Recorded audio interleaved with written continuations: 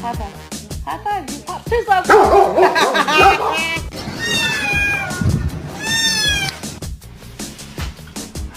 Oh, you motherfucker!